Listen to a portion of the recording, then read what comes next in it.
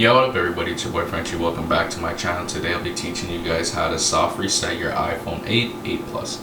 But before we get into the video, I have a giveaway for an iPhone 11. All you have to do to enter is subscribe to the channel, drop a like on the video, and leave a comment down below. The giveaway winner will be announced once I hit 50,000 subscribers.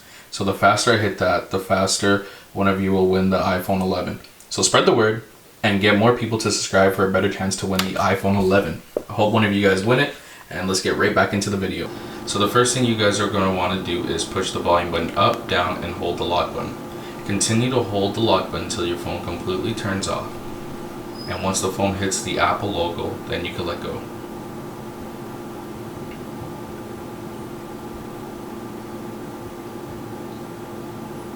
And there you guys go. Your iPhone 8, 8 Plus has now been hard reset.